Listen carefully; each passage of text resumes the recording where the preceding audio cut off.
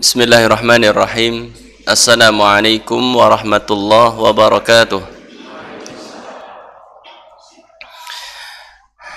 Alhamdulillahi rabbil alamin.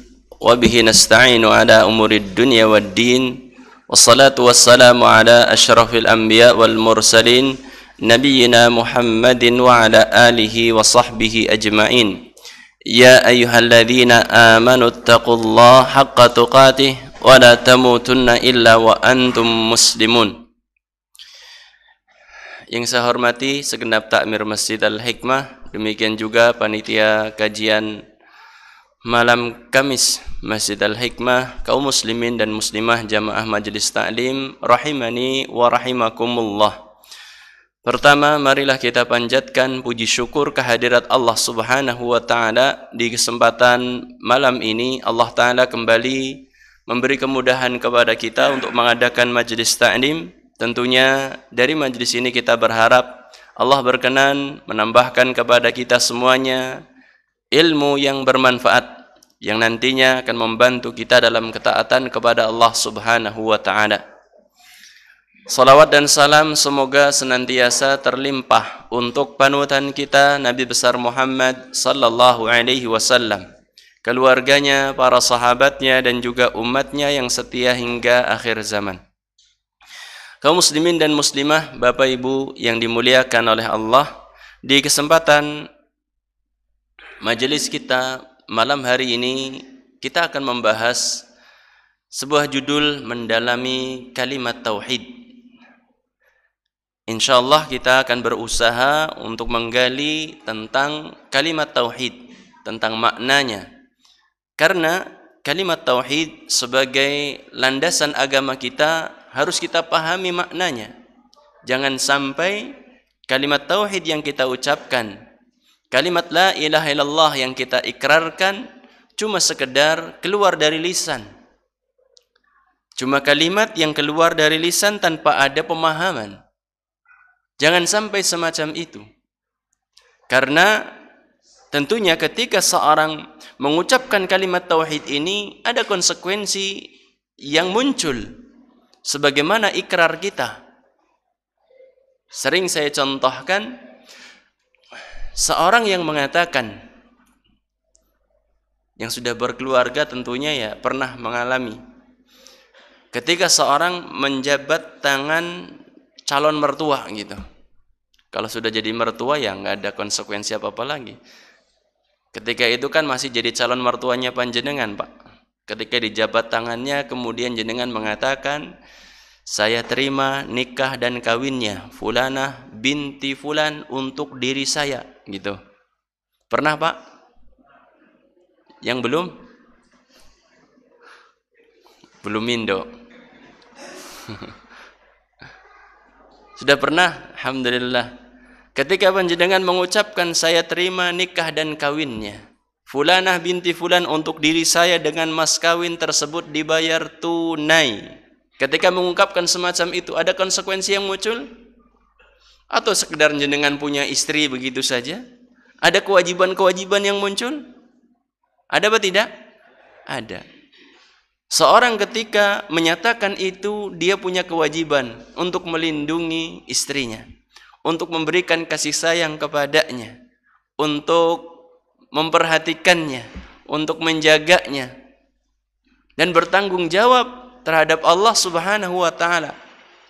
Demikian juga ketika seorang mengucapkan la ilaha illallah, ada konsekuensi-konsekuensi yang muncul.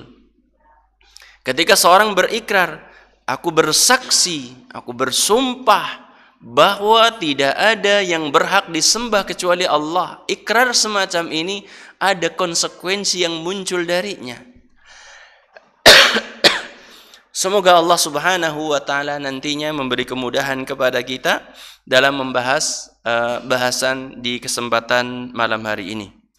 Kita akan baca penjelasan dari penulis yaitu Syekh Muhammad bin Jamil Zainu rahimahullahu ta'ala. Beliau menyebutkan makna la ilaha illallah, makna atau arti dari kalimat tauhid la ilaha illallah. Maknanya itu apa? beliau menyebutkan la ma'buda bihaqqin illallah. Seorang yang menyatakan asyhadu an la ilaha illallah, dia harus yakin, dia harus memahami tentang makna la ilaha illallah tersebut, bahwasanya tidak ada yang berhak disembah. La ilaha artinya tidak ada yang berhak disembah illallah kecuali Allah Subhanahu wa taala semata. Sembahan-sembahan itu banyak, yang dipertuhankan itu banyak, namun yang hak cuma Allah Subhanahu wa taala saja. Kenapa? Kalau ditanya, kok kenapa Allah saja yang punya hak untuk disembah? Maka jawabannya, karena Allah, dialah satu-satunya yang menciptakan alam semesta. Dialah satu-satunya yang menguasai alam semesta. Dialah satu-satunya yang mengatur alam semesta. Adapun selain Allah adalah makhluk. Malaikat sebesar apapun itu adalah makhluk. Matahari sebesar apapun manfaatnya yang kita rasakan, itu adalah makhluk ciptaan Allah. Demikian juga sembahan-sembahan yang lain, manusia yang dipertuhankan. Kan ada yang mempertuhankan manusia, ada yang mempertuhankan pohon, ada yang mempertuhankan kekuatan alam berupa air, berupa angin, ada yang mempertuhankan bebatuan dan lain sebagainya.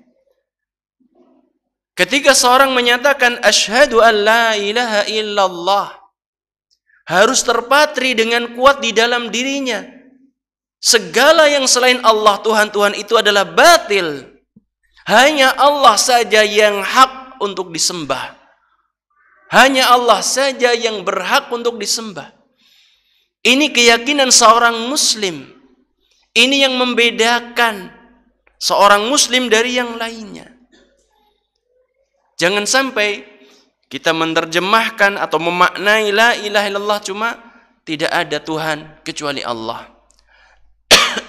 Karena Tuhan itu maknanya adalah pencipta, penguasa, pengatur alam semesta.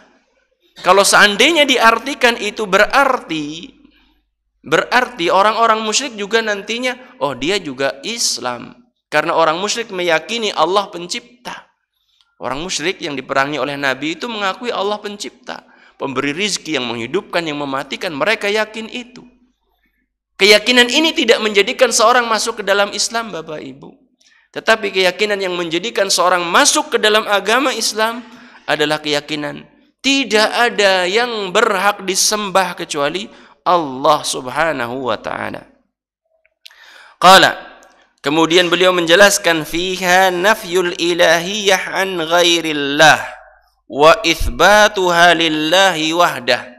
Fiha, pada kalimat la ilaha illallah, pada kalimat la ilaha illallah ini ada nafyul ilahiyah an ghairillah, ditiadakan keberhakan untuk disembah, ditiadakan keberhakan untuk diibadahi, an ghairillahi, dari selain Allah.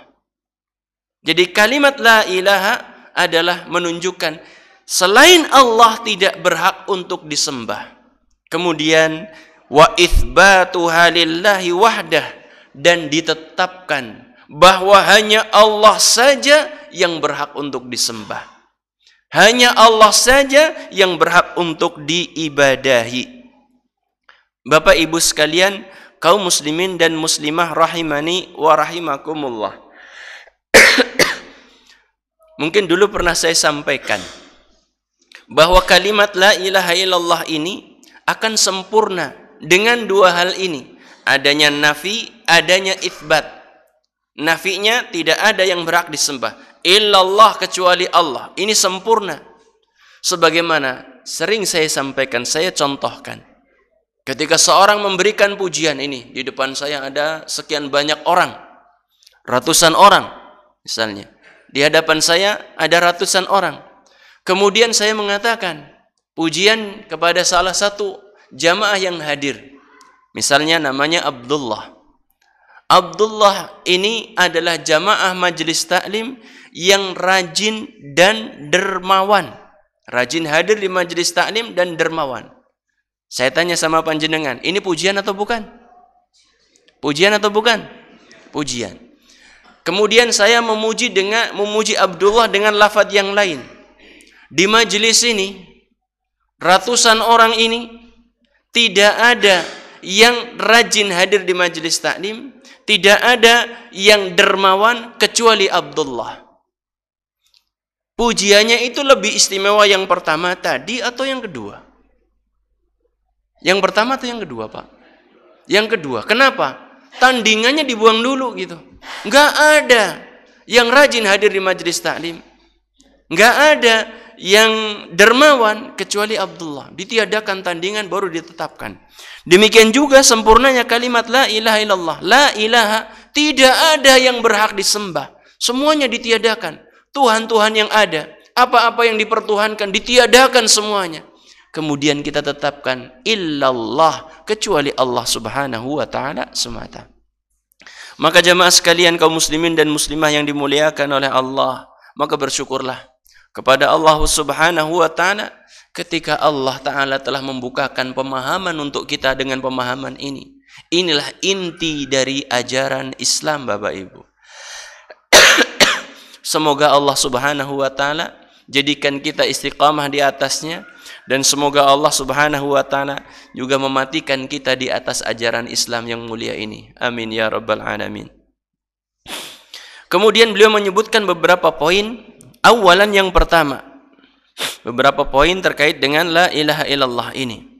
Qala Allah taala, Allah Subhanahu wa taala berfirman di dalam surat Muhammad ayat yang ke-19. Fa'lam annahu la ilaha illallah.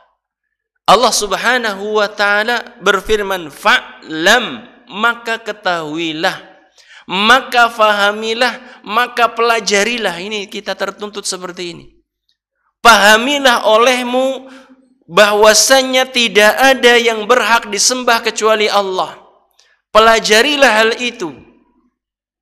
Saudaraku sekalian yang dimuliakan oleh Allah, banyak orang mengetahui tentang pembatal salat, pembatal wudu, pembatal puasa.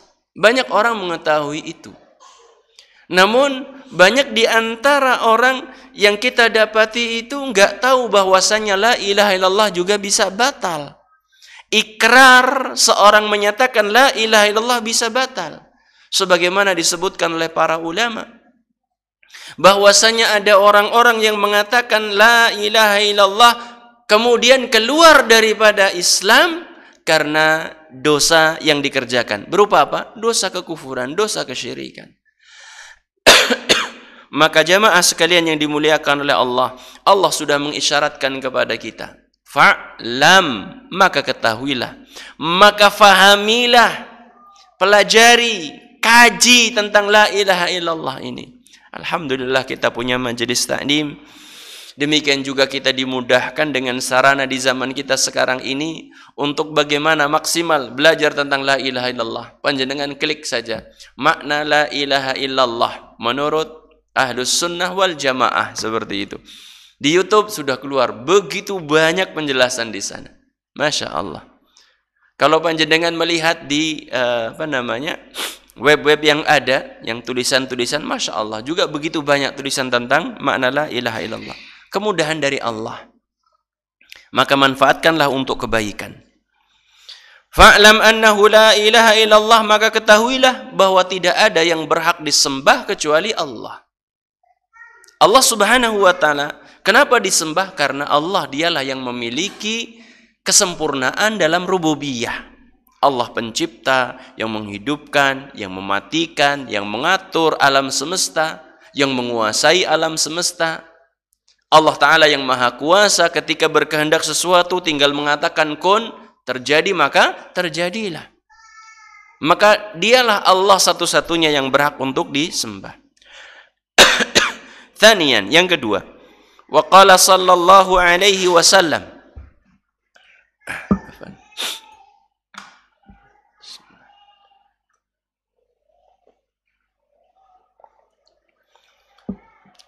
Wa qala sallallahu alaihi wasallam, dan Rasulullah sallallahu alaihi wasallam bersabda, "Man qala la ilaha illallah mukhlishan dakhalal jannah."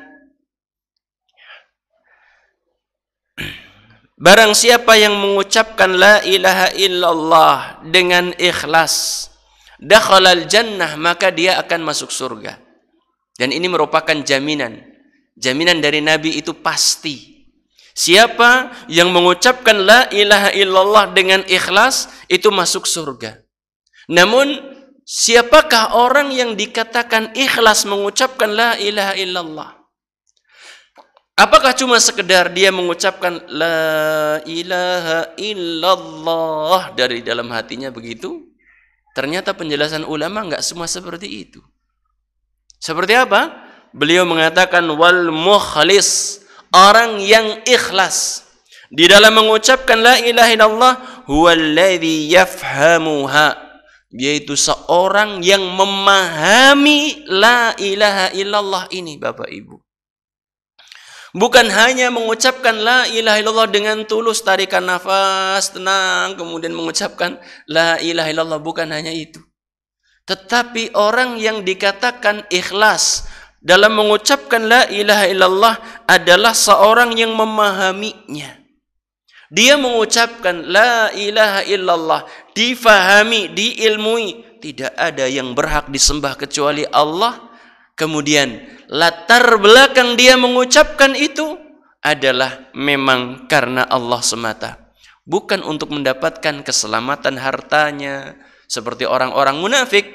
Mereka mengucapkan la ilaha illallah bolak-balik di hadapan Rasulullah bahkan. Tapi kan mereka punya misi lain.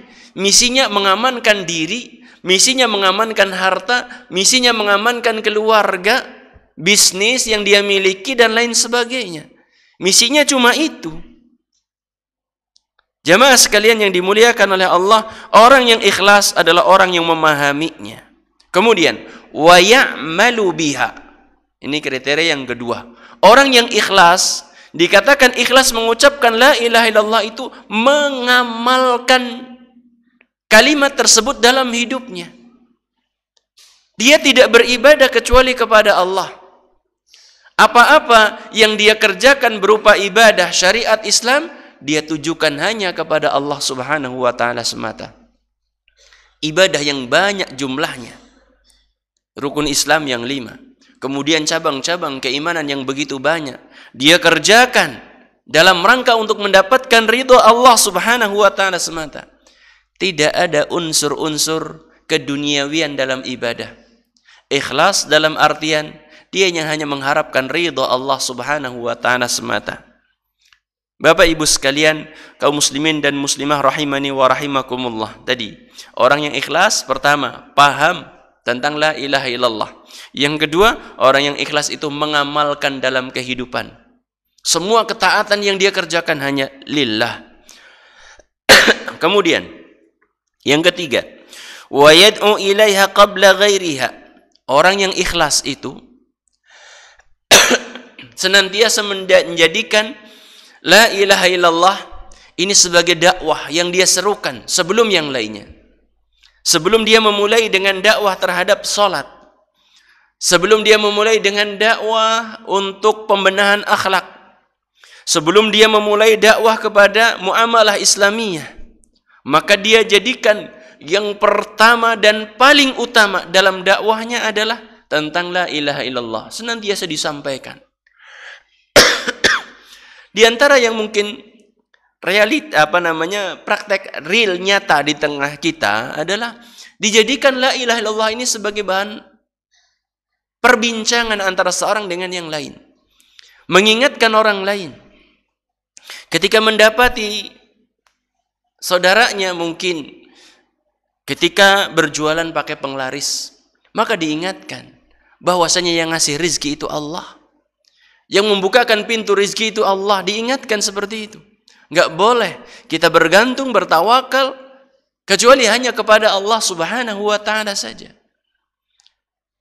Ketika ada saudaranya kehilangan sesuatu, kehilangan motor, kehilangan mobil, kehilangan yang lainnya, larinya kepada tukang apa? tukang ramal. Katanya pergi ke sana, pergi ke utara. Kepalanya hitam. Ya masih muda malingnya kan. Kalau sudah tua ya kepalanya putih. Kepalanya hitam, larinya ke utara. Memang jalannya ke utara selatan, arep maring mendi-maning gitu. Jamaah sekalian yang dimuliakan oleh Allah.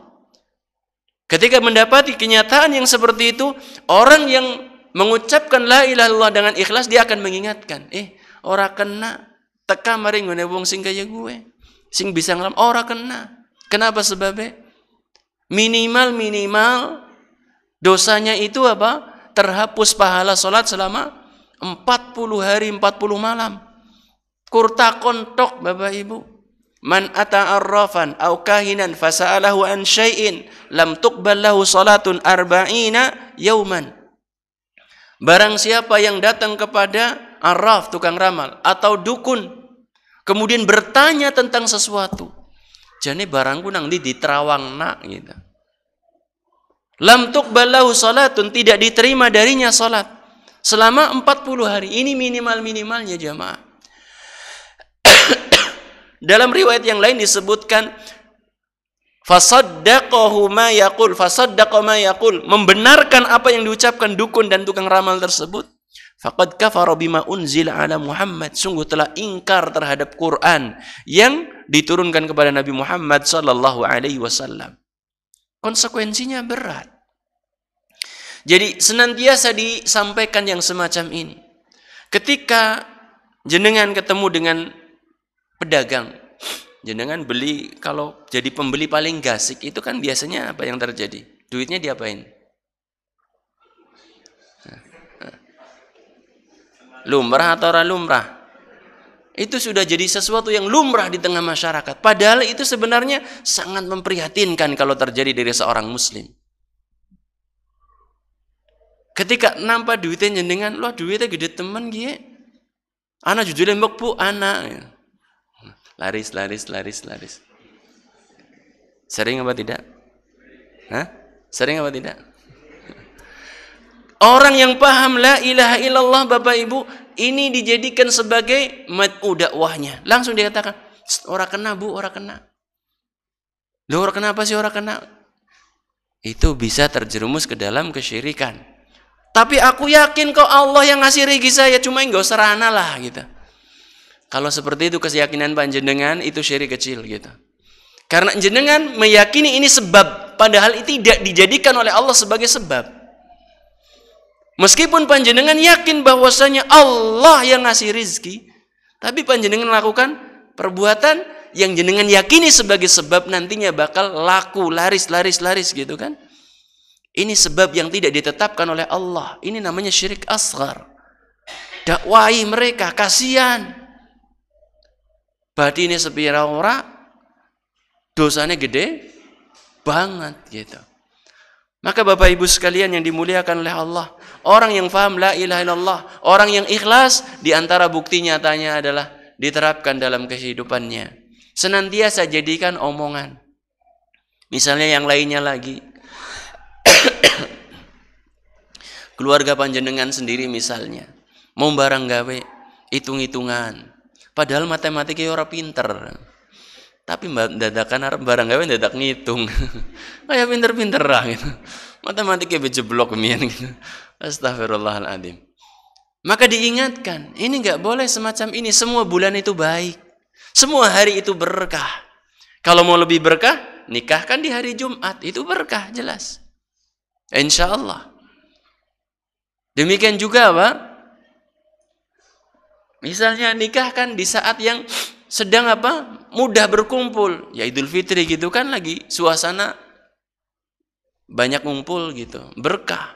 Kemudian dikasih tahu juga, kalau mau barang gawe itu di hari di mana yang lain lagi nggak pada barang gawe gitu. Main ngapa? Itu motif lain nanti jadinya. Loh, kalau sekarang barang gawe lagi pas banyak saingannya, jenengan kira-kira dikasih banyak apa tidak? Salah, jangan seperti itu. Barang gawe itu bukan nyari sumbang. Ingat-ingat Pak Bu, barang gawe itu bukan nyari sumbang. Anake panjenengan wadon kabeh 5 gitu. Wah, sulit akeh sumbang ya. Enggak, barang gawe itu untuk bersyukur kepada Allah. Yang jenengan berikan itu ya semampu jenengan. Ora usah ndungsak-ndungsak golek apa? Seberangan. Ora usah ndungsak-ndungsak golek seberangan orang barang gawe iki anak wadon garis siji umpamane seperti itu. Pengen barang gawe sing geden-gedenan. Semampunya saja. Lah ngundang pengajian seperti ini, Pak. Ya, tambah lagi loh, se-RT gitu ya. Kira-kira perlu utang apa enggak? Bismillah, insya Allah enggak perlu kan? Enggak perlu lah. Gampang, cuma kadang-kadang masa bocah wadon garis siji njaluk didandani, njaluk. Rusak apane jajal? Njaluk didandani. Wong wutu-wutu ya, bisa melaku, bisa ngapa? Kok ndak didandani? Kayak mobil rusak, Pak. Jamaah sekalian yang dimuliakan oleh Allah, kembali kepada pembahasan kita. Ingatkan orang tersebut. Kalau memang mau barang gawe, kok hitung-hitungan ingatkan. Ini nggak boleh semacam ini. Sudah tawakal sama Allah, tempuh sebab-sebabnya. Barang gawe yang jelas-jelas gampang ya di musim kemarau gitu ya. Jangan sampai pas musim penghujan gitu kan. Kan ribet. Cebrik, latare, dan lain sebagainya. Kecuali kalau mau barang gawe di balai desa situ gitu. Gampang. Mau musim apa saja bisa gitu, nggak ada masalah. Jamaah sekalian yang dimuliakan oleh Allah. Jadi 3 hal ini disebutkan oleh beliau sebagai indikasi orang ikhlas mengucapkan la ilaha illallah. Apa saja coba tadi 3 hal? Paham, kemudian yang kedua mengamalkan dalam kehidupan. Yang ketiga, mendakwahkan dalam kehidupan. Nabi mengatakan bahwasanya siapa yang mengucapkan la ilaha illallah ikhlas dalam artian tadi, yaitu memahami, kemudian mengamalkan dan mendakwahkan dalam kehidupannya, maka dia akan masuk surga. Demikianlah jaminan yang diberikan oleh Nabi SAW. Selanjutnya beliau mengatakan, li'anna fiha at-tauhid alladhi khalaqallahu al-jinna wal insa li ajlihi. Di dalam kalimat la ilaha illallah ini terkandung tauhid. Terkandung apa? Tauhid, yaitu apa? Mengesahkan Allah Subhanahu wa taala dalam ibadah. Meyakini bahwasanya Allah saja yang berhak disembah. Mempersembahkan semua bentuk ketaatan hanya kepada Allah. Inilah tujuan Allah menciptakan jin dan manusia. Ketika panjenengan Bapak Ibu membaca, "Wa ma khalaqtul jinna wal insa illa liya'budun." Tidak aku ciptakan jin dan manusia kecuali hanya untuk beribadah kepadaku. Jangan dipahami, wah berat banget ya. Kabehan kok dadi ibadah gitu. Bukan seperti itu maksudnya.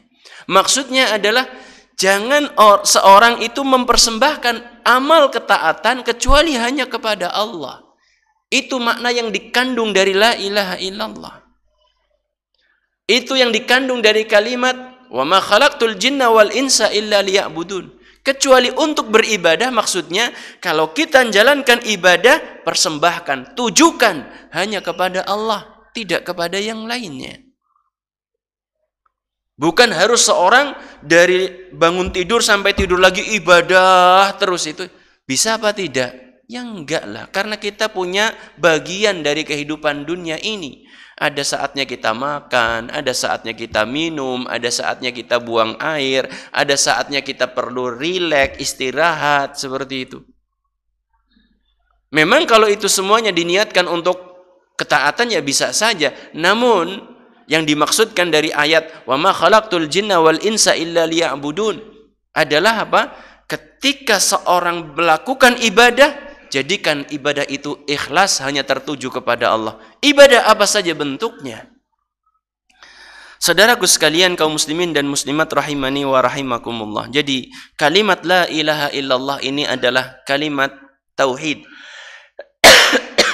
Kalimat tauhid, yaitu kalimat di mana kita meyakini bahwa Allah Subhanahu wa taala semata yang berhak untuk disembah. Kita lanjut. Tsalitsan, yang ketiga. Penulis mengatakan, wa qala Rasulullah sallallahu alaihi wasallam li ammihi Abi Talib hina hadarahul maut. Rasulullah sallallahu alaihi wasallam beliau mengatakan kepada paman beliau, paman Nabi sallallahu alaihi wasallam yang bernama Abu Talib. Abu Talib itu paman Nabi sallallahu alaihi wasallam yang jasanya sangat besar bagi beliau secara pribadi dan bagi Islam secara keseluruhan.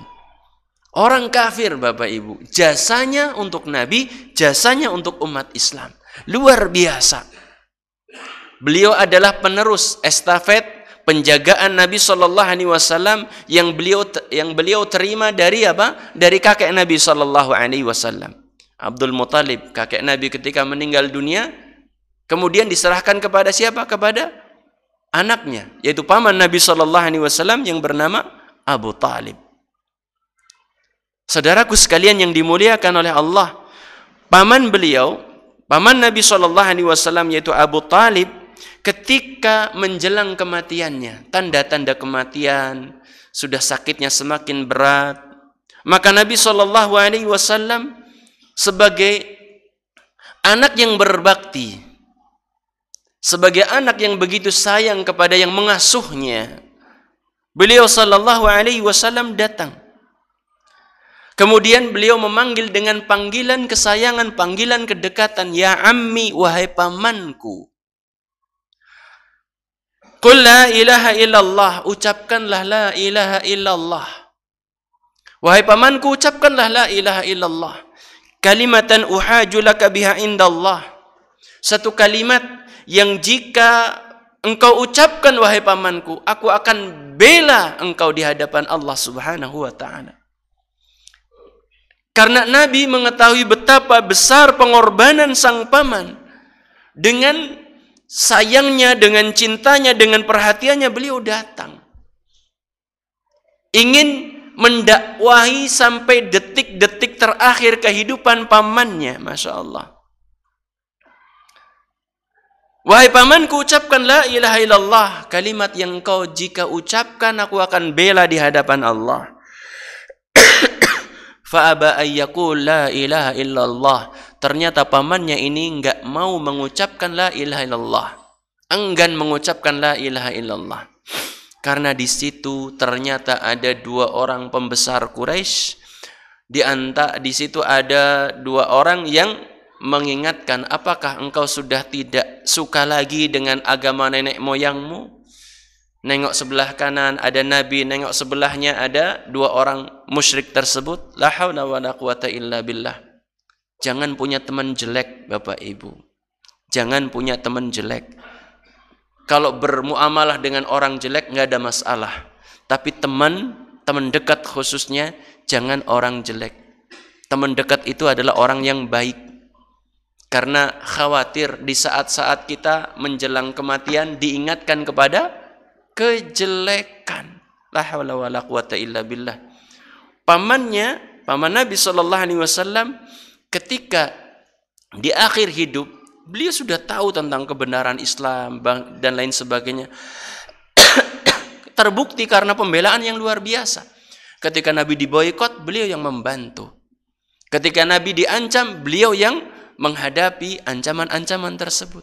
Luar biasa. Namun di akhir hidupnya ternyata harus berpisah dengan kehidupan dunia dengan membawa kesyirikan dan menjadi penghuni neraka selama-lamanya. La haula wala quwata illa billah. Jasa kita terhadap Islam apa?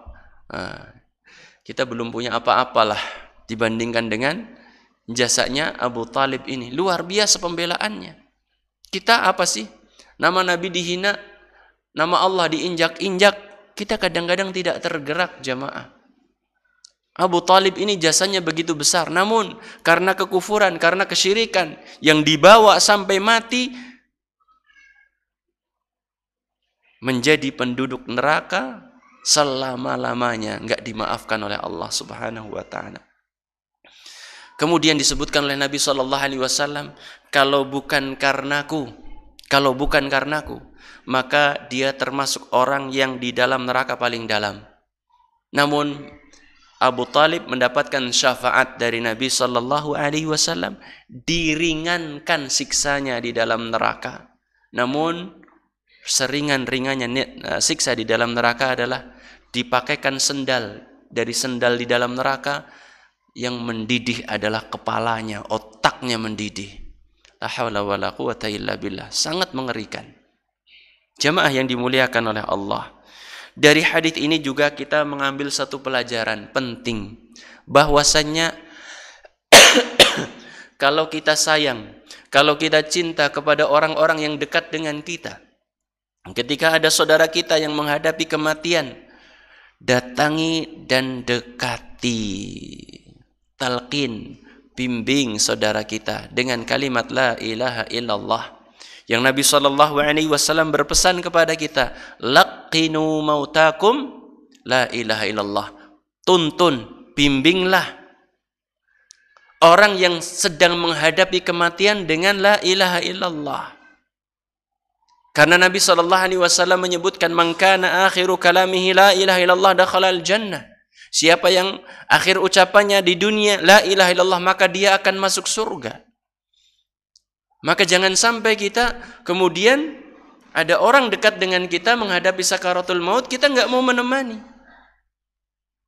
Ada saudara kita yang sedang menghadapi sakaratul maut, dekati. Kalau seandainya sudah ada yang mendekati, sudah, kita tinggal saksikan saja. Ambil ibrah bahwasanya kita akan mengalami semacam itu.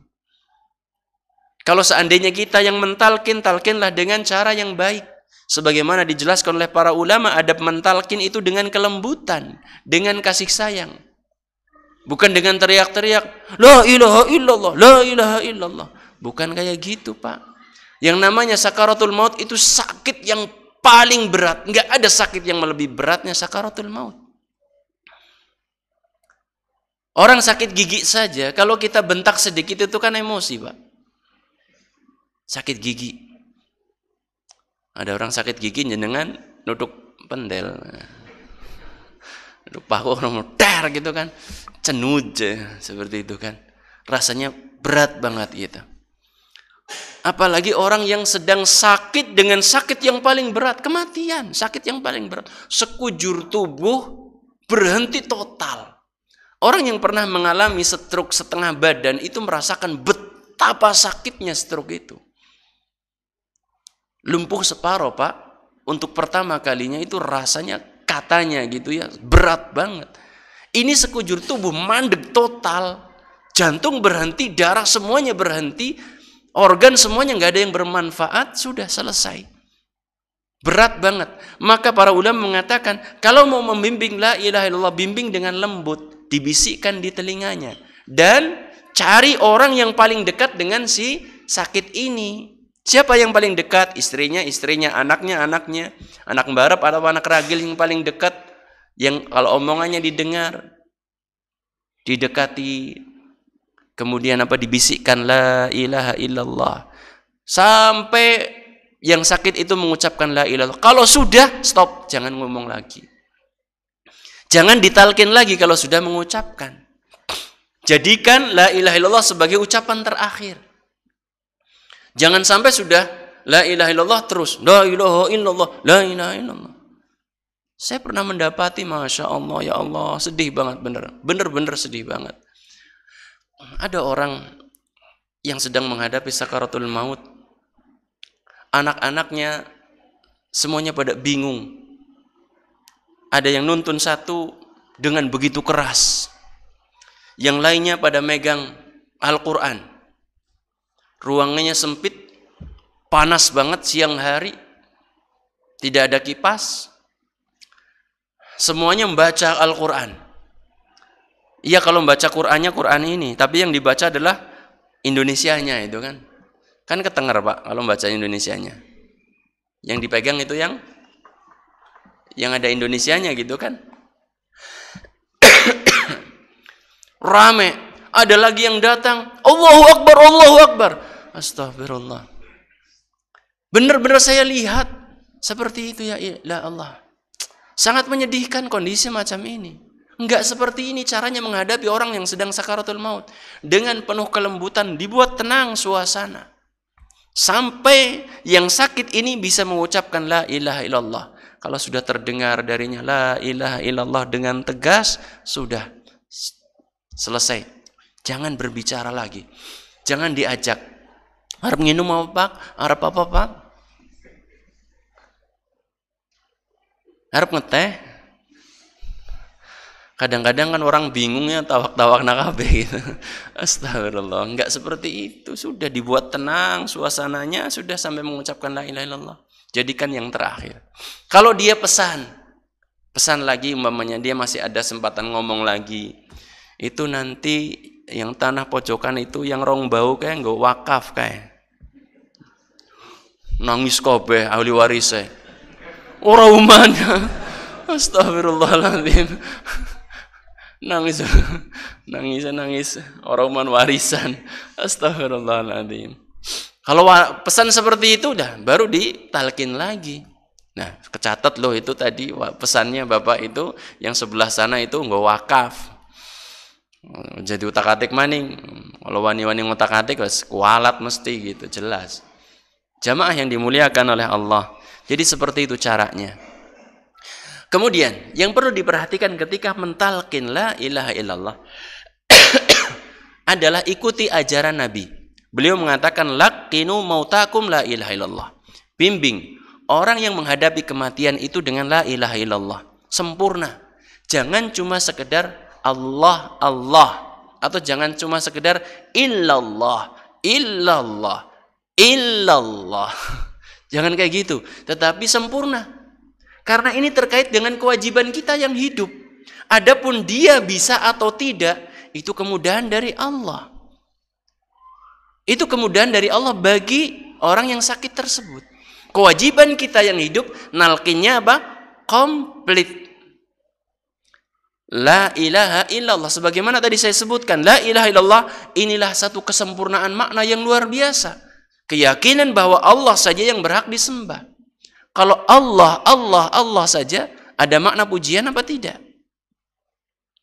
Seperti panjenengan, pengen muji seseorang, nyebutkan namanya, seorang gitu namanya, misalnya nyuwun sewu. Ada namanya Paiman di sini? Ada. Seorang mengatakan seperti ini, Paiman, Paiman, Paiman, Paiman, Paiman, Paiman. Ada pujiannya enggak? Ada pujian? Enggak ada. Kalau seandainya mengatakan orang nasi ganteng kecuali Paiman, orang nasi ganteng kecuali Paiman, itu kan pujian kan ya? Iya. Maka demikianlah jamaah sekalian yang dimuliakan oleh Allah, ketika kita mentalkin ikuti ajaran Nabi sempurna, la ilaha illallah, dibisikkan dengan lembut, kemudian apa? Pilih orang yang paling dekat dengan si sakit tersebut, dengan orang yang sakit tersebut, agar dia lebih bisa merasakan kenyamanan. Agar beliau lebih merasakan kenyamanan. Hadis yang tadi kita sebutkan diriwayatkan oleh Imam Bukhari dan Imam Muslim. Ketika didapati paman beliau meninggal dalam kondisi kafir, beliau sallallahu alaihi wasallam itu sangat bersedih, luar biasa. Sampai tahun itu disebutkan dengan tahun kesedihan kan? Amul huzn. Tahun kesedihan, di mana Nabi berpisah dengan istrinya, berpisah dengan apa? Pamannya. La ilaha illallah, begitu berat ujian Rasulullah sallallahu alaihi wasallam.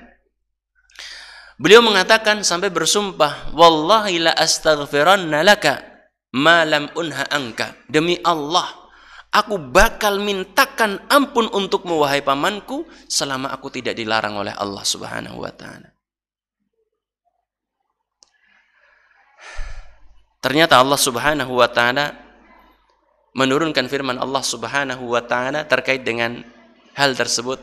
Maka nalin nabi walladzina amanu ayyastaghfiru lil musyrikin. Tidak pantas bagi orang beriman dan juga bagi nabi untuk memintakan ampun bagi orang-orang yang musyrik. Tidak pantas.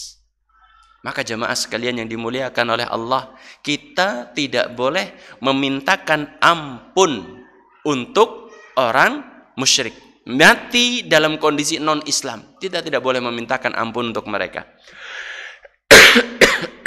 Namun mendoakan orang kafir, mendoakan non-Islam boleh apa tidak? Boleh, mendoakan hidayah. Misalnya panjenengan punya saudara ada yang murtad, atau jenengan berasal dari non-Islam, jenengan doakan orang tua panjenengan yang masih non-Islam untuk masuk Islam boleh. Tetapi kalau sudah meninggal, nggak boleh untuk didoakan kebaikan. Sebagaimana Allah Ta'ala sebutkan, tidak pantas bagi Nabi dan orang-orang yang beriman memintakan ampun untuk orang-orang musyrik.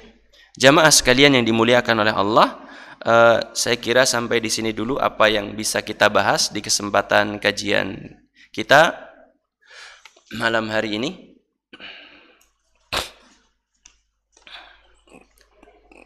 Insyaallah materi ini akan kita sambung, kita lanjutkan di kesempatan yang akan datang biidznillah ta'ala.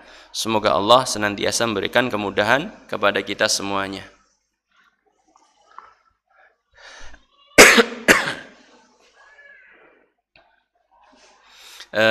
Ada informasi donasi untuk membantu jamaah yang rumahnya roboh. Sudah masuk sementara dana sebesar Rp2.385.000. Alhamdulillah, semoga donasi yang terkumpul dari panjenengan semuanya ini menjadi amal ibadah bagi panjenengan semuanya. Semoga panjenengan mendapatkan kemudahan dari Allah sebagaimana panjenengan memudahkan saudara panjenengan sesama muslim untuk bisa mendapatkan tempat tinggal atau untuk bisa memiliki rumah lagi. Dan semoga yang terkena musibah diberi kesabaran oleh Allah Subhanahu wa taala dan diganti dengan yang lebih baik oleh Allah Subhanahu wa taala. Ini saja yang bisa saya sampaikan di kesempatan majelis kita malam hari ini. Terima kasih atas perhatiannya. Kurang lebihnya mohon maaf, yang benar dari Allah, salah keliru dari diri saya pribadi. Kita akhiri subhanakallahumma wa bihamdika asyhadu an la ilaha illa anta astaghfiruka wa atubu ilaik. Wabillahi taufiq wal hidayah. Wassalamualaikum warahmatullahi wabarakatuh.